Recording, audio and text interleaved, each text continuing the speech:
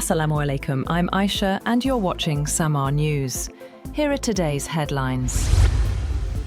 Prime Minister Shehbaz Sharif has departed for an official visit to Saudi Arabia to address rising tensions in the Middle East. According to the Foreign Office, Prime Minister Sharif will meet Saudi Crown Prince Mohammed bin Salman to discuss the current regional situation. Deputy Prime Minister Ishaq Dar is accompanying the Premier and has already held a telephone conversation with the Iranian Foreign Minister to review recent developments. The spokesperson emphasised that Pakistan's approach highlights three key priorities: respecting the sovereignty of all countries, ensuring that international laws are upheld, and promoting dialogue and diplomacy to resolve conflicts.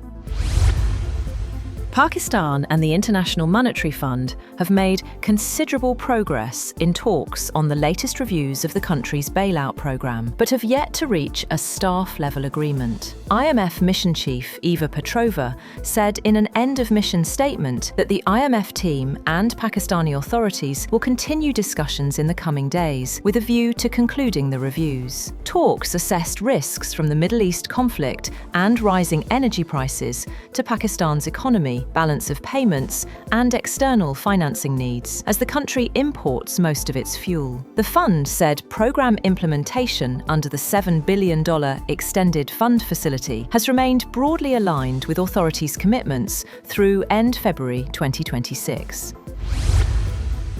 Iran will allow India-flagged tankers to transit the Strait of Hormuz, through which 40% of India's crude imports pass, though an Iranian source based outside the country denied any such agreement had been reached. A Thai vessel bound for Kandla port in western India was attacked in the Strait on Wednesday, prompting strong criticism from New Delhi. The Indian Foreign Ministry said India deplores the fact that commercial shipping is being made a target of military attacks in the ongoing conflict in West Asia.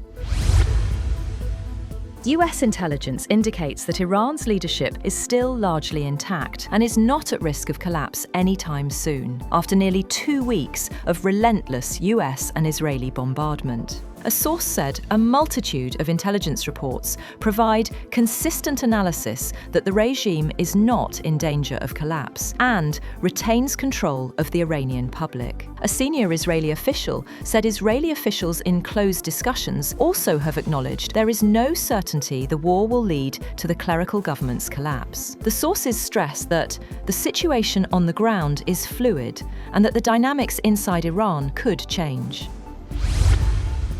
Meanwhile, oil prices have surged past $100 a barrel as Iran's attacks on merchant ships in the Gulf and Iraqi waters intensified, disrupting key shipping routes and oil exports. The spike threatens to stoke global inflation and increase borrowing costs worldwide. Iraq reported that its oil ports have completely stopped operations, while Oman evacuated vessels from its key oil export terminal at Mina al-Fahal as a precaution. Analysts warn that burning tankers in the Persian Gulf could further constrain global oil supply.